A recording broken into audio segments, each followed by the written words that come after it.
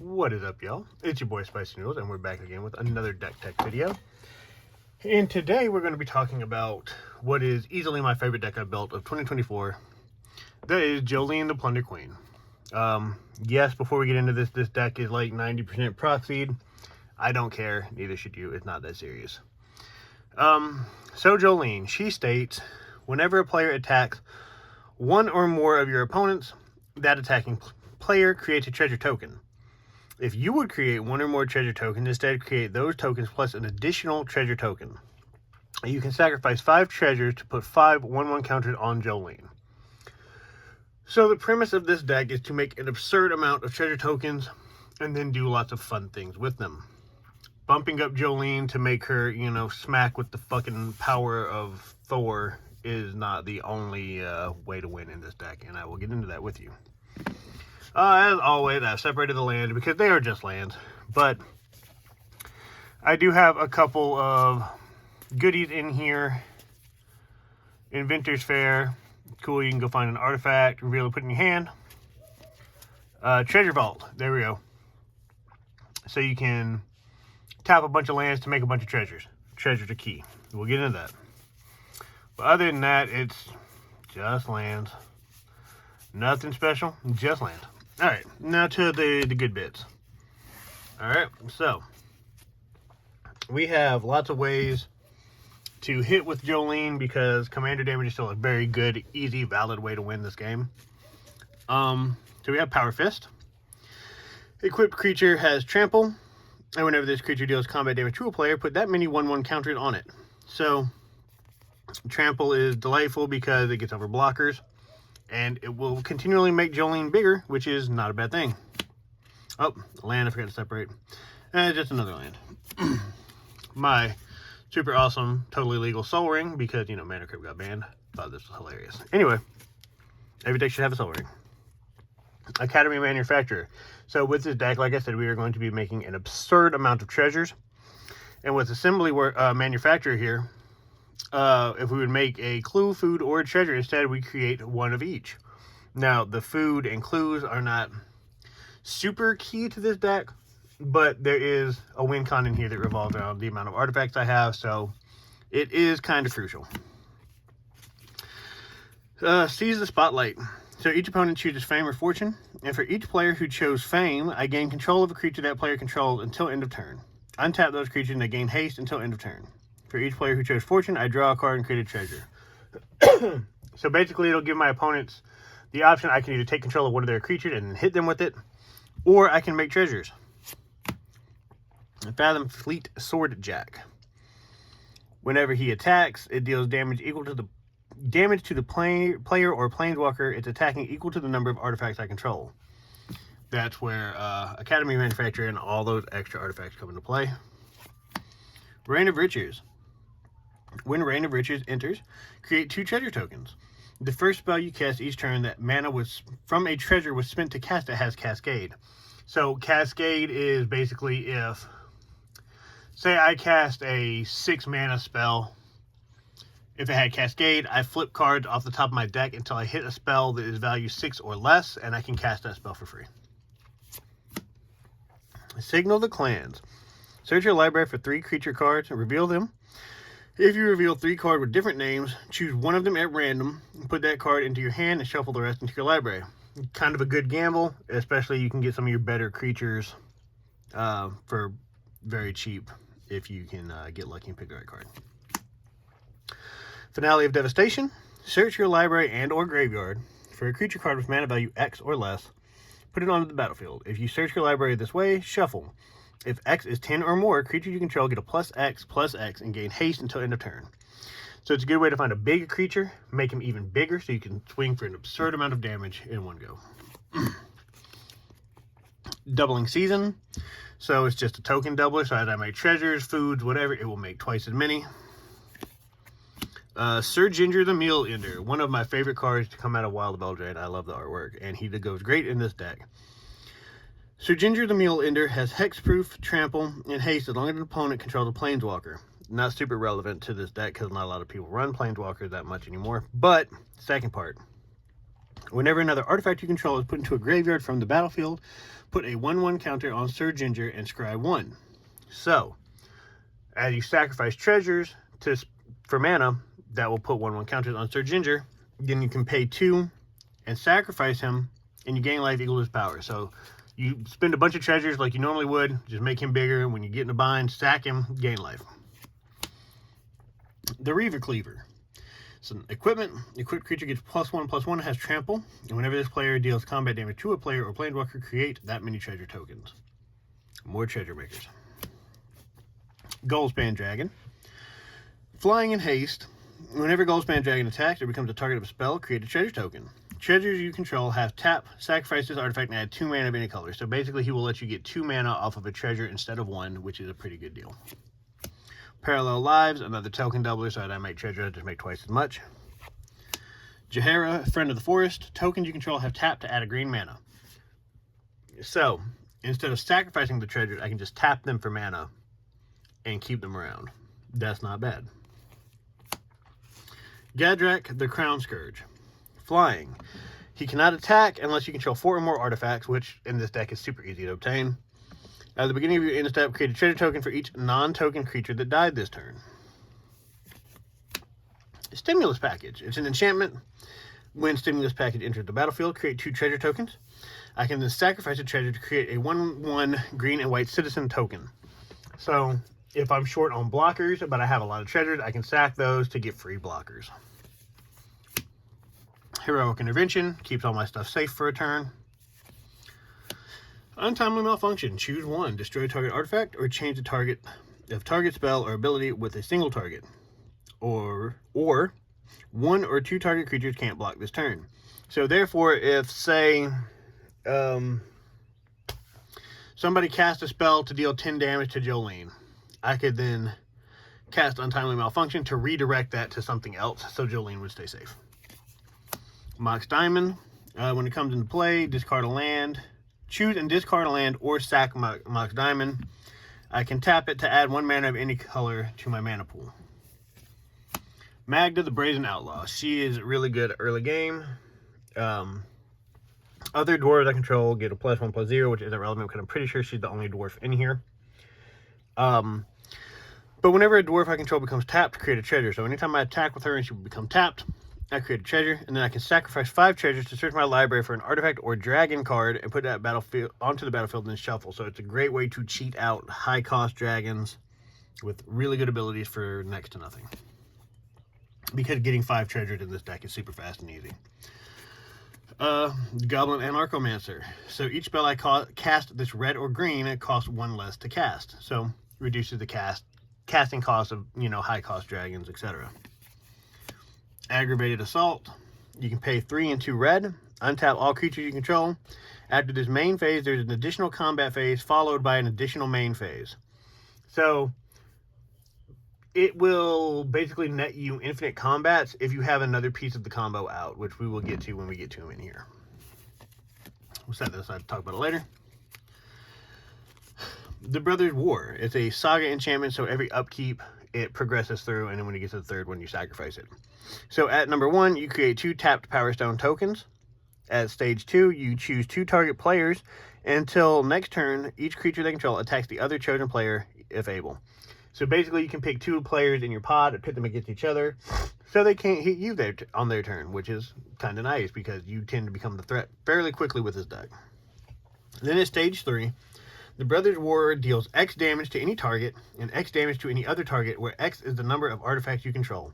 So basically, once you play it, you have 2 turns to accumulate as many artifacts as humanly possible. And then at stage 3, you can just basically nuke 2 players, as long as you have enough artifacts on field. Winter Orb, probably the most dick-headed card in this deck, but I make a bunch of treasures, so I'm never short for mana, but this will make it where nobody can untap more than 1 land a turn, so it slows everybody else down tremendously. Swiftfoot Boots, because every deck needs that to keep your commander safe. Emerald Medallion, my green spells cost 1 less to play. Prying Blade, equipped creature gets a +1/+0. Whenever equipped creature deals combat damage to a player, create a colorless treasure artifact token, and it just tells what a treasure does. So basically, it's a way to hit and make treasure. Combat Celebrant. If Combat Celebrant hadn't been exerted this turn, exert means when you tap it, it won't untap. Basically, it's 2 turns before it untaps again. But you may exert it when it attacks, and when you do, untap all other creatures you control and get a second combat phase. The Reckless Fireweaver. Whenever an artifact enters the battlefield under your control, Reckless Fireweaver deals 1 damage to each opponent. Again, I'm making an absurd amount of treasures. This will deal an absurd amount of damage to everybody. The Ozolith. Legendary artifact. Whenever a creature you control leaves the battlefield, if it had counters on it, put those counters on the Ozolith.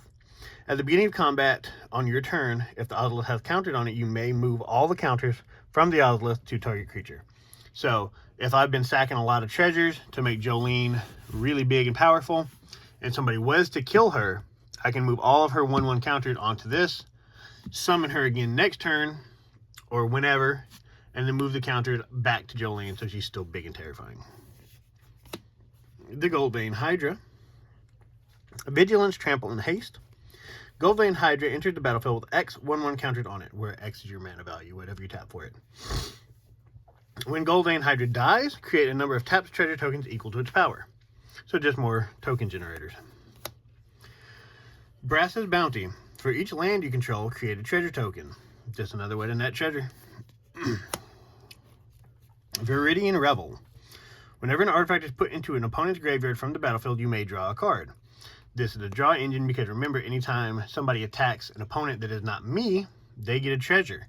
When they sacrifice that treasure, it's an artifact hitting the graveyard, and that's me a free card. Old Gnawbone. One of the key pieces for this deck. Whenever a creature you control deals combat damage to a player, create that many treasures. So he is a 7/7. So if he hits you for 7, I will make 7 treasures. That's where this comes in, because it costs 5 mana to untap everything to get a second combat. So as long as nobody has flyers, I hit for 7, go to the next main phase, untap everything, get another combat, just repeat until everybody dies. Displaced Dinosaurs. Another great, really cool card. As a historic permanent enters the battlefield under your control, it becomes a 7/7 dinosaur in addition to its other type. Artifacts, legendaries, and sagas are historic. So essentially every time I would make a treasure once it's on the field, that treasure becomes a 7/7 dinosaur. So it's not only a treasure that I can get for mana, it is also a big blocker as well. Tireless Provisioner. Landfall. Whenever a land enters the battlefield under my control, create a treasure or a food token. So everybody's playing lands constantly. That's a lot of treasure. Karlach, Fury of Avernus. Whenever you attack, if it's the first combat phase of the turn, untap all attacking creatures. They gain first strike until end of turn. After this phase, there's an additional combat phase. So again, I get 2 combats, making a lot of treasures on each combat. Devastation. Destroy all creatures and lands. Again, I don't care about the lands. I have a lot of treasures. Vandal Blast. Destroy target artifact you don't control, or you can overload it for 5 and destroy all artifacts you don't control. Avoid Fate. Counter a target instant or aura spell that targets a permanent you control. So it's just a green counter spell. Somebody wants to pass the exile Jolene, play this, counter it. Captain Lannery Storm. Haste. Whenever Captain Lannery Storm attacks, create a treasure token. Whenever you sacrifice a treasure, Captain Lannery Storm gets +1/+0 until end of turn. Just there as an early game treasure creator. Wolfgar of Icewind Dale. Melee. Whenever this creature attacks, it gets a +1/+1 until end of turn for each opponent you attack to this combat. If a creature you control attacking would cause a triggered ability of a permanent you control to trigger, that ability triggers an additional time. So let's go back to Old Gnawbone. Whenever a creature I control deals combat damage, I make that many treasure. This will cause it to trigger twice. So instead of 7 treasures off of Gnawbone, I would make 14, etc., etc. Alchemist Talent. This is a class enchantment, so you pay the mana to level it up through the different levels. When Alchemist Talent entered, I create 2 tapped treasures. I can pay 1 in a red to level it to 2. Treasures I control have sacrifice to add 2 mana. I can pay 5 mana to level it to 3. Whenever you cast a spell, if mana from a treasure was spent to cast it, this class deals damage equal to that spell's mana value to each opponent. Season of the Bold. So I can shoot up to 5 paw prints worth of modes. You may choose the same mode more than once. 1, create a tapped treasure token. That is what we care about, because I will get to make 5 treasures. The rest of it does not matter. Fangren Marauder. Whenever an artifact is put into a graveyard from the battlefield, you may gain 5 life. If you get this early enough in the game, it's going to make your health total very big very quickly, because you're going to be constantly sacrificing treasures. Savage Ventmaw. Whenever this creature attacks, add 3 red and 3 green. Until end of turn, you don't lose this mana as steps and phases end. Again, if we go back to Aggravated Assault, it costs 5. I'm going to net 6 off of the attack. That's never-ending combats. Ingenious Artillerist. Whenever 1 or more artifacts enter the battlefield under my control, Ingenious Artillerist deals that much damage to each opponent. So as I make treasures, if I make 5, then everybody takes 5 damage. Bootlegger Stash. Lands I control have the ability to tap and create a treasure. Again, we'll just tap them for treasure because we can use the treasure for mana. Then stuff like this would trigger. And as I'm tapping for mana, everybody's taking damage. Ragavan the Nimble Pilfer. When he attacks, or when he deals combat damage to a player, create a treasure token and exile the top card of that player's library. Until end of turn, I may cast that card. Or you can pay him for dash for 1 and a red, meaning if you pay him from your hand for his dash cost, he will gain haste, and then he comes back to your hand at the end of your turn. Gold Rush. Create a treasure token. Until end of turn, up to 1 target creature gets +2/+2 for each treasure I control. So if I have a bunch of treasures already, and I have a Gnawbone out, I do that, bump him up, +2 for each treasure. He's going to swing. I'm going to create that many more treasures. Ancient Copper Dragon. He's a flyer. Of course he is, because he's a dragon. Whenever Ancient Copper Dragon deals combat damage to a player, roll a d20. And you create a number of treasure tokens equal to that result. So again, with the Wolfgar Dale, or whatever his name was, it causes things to trigger twice. I roll 2 d20s. Hellkite Tyrant, another win con for this deck. Flying Trample. Whenever Hellkite Tyrant deals combat damage to a player, gain control of all artifacts that player controls. At the beginning of your upkeep, if I control 20 or more artifacts, I win the game. I have won the game with this guy so many times just because they don't have a way to get rid of him. Zorn. If I would create 1 or more treasure tokens, instead create those tokens plus an additional treasure token. Second Harvest. For each token I control, put a token onto the battlefield that's a copy of that permanent. So if I had 20 treasure tokens on the field, I cast this, I now have 40. Strike It Rich. Create a treasure token, and you flash it back from your graveyard to play it again. That's what flashback is. So it costs 1 to play it, it go to my graveyard, I can pay 3, play it again. Then you exile it after that. Ruby Medallion. Red spell I cast costs 1 less. Another land I forgot to separate. It's just Mines of Moria. Professional Face Breaker. Menace, meaning it has to be blocked by 2 or more creatures. Whenever 1 or more creatures you control deal combat damage to a player, create a treasure token. I can sacrifice a treasure, exile the top card of your library. I can then play that card this turn. Rancor. Equipped creature gets +2/+0 and trample. When Rancor is put into the graveyard from play, return it to its owner's hand. So if I have it equipped to Jolene, somebody kills Jolene, Rancor will come back to my hand instead of going to the graveyard. Idol of Oblivion. You can tap it to draw a card, activate only if you created a token this turn. Pay 8, tap it, sack Idol of Oblivion, create a 10/10 colorless Eldrazi creature. So as many treasures I have, sacking 8 of them is not a problem, and it will get me a big blocker. Generous Plunderer. Menace. At the beginning of your upkeep, you may create a treasure token. When you do, target opponent creates a tapped treasure token. Whenever Generous Plunderer attacks, it deals damage to the defending player equal to the number of artifacts they control. So I'm giving everybody else treasures with Jolene and him, plus a couple other cards. And then he's going to deal damage to you based on how many treasures you have. Worldly Tutor. I get to go search for my library for a creature card, reveal it, shuffle the library, and put that on top. Good way to stack my draw. Crime Novelist. Whenever I sacrifice an artifact, you put a 1/1 counter on Crime Novelist and add a red mana. So again, with him, when I would sack a treasure, I get 2 mana instead of 1, and he gets bigger. I had him yesterday when we were playing at my local shop. He was pretty beefy. I think he was up to a 23, so he was a very good blocker. Treasure Map. Pay 1, tap it, scry 1. Put a landmark counter on treasure map. Again, if there are 3 or more landmark counters on it, remove those counters, transform treasure map, and create 3 treasure tokens. So you would remove it, and transform it, it becomes Treasure Cove. You can tap it for colors, or tap, sacrifice a treasure, and draw a card. Now let me work the sleeve back there. Here we go. Cavern Horde Dragon. This spell costs X less to cast, where X is the greatest number of artifacts an opponent controls. Flying, trample, and haste. Whenever Cavern Horde Dragon deals combat damage to a player, I create a treasure token for each artifact that player controls. Pain Distributor. Menace. Whenever a player casts their first spell each turn, they create a treasure token. Whenever an artifact an opponent controls is put into a graveyard from the battlefield, Pain Distributor deals 1 damage to that player. So whenever a player uses all of the treasure tokens I'm giving them, they're going to take damage. So, yep, there you have it. That's my list for Jolene. She's easily my favorite deck I built last year. A lot of fun. People on Discord were discouraging me, saying they were better Gruul commanders, and I don't care. Jolene is a blast. And if you guys like this list, build it yourself and let me know what you think about it. All right, guys, have a good one.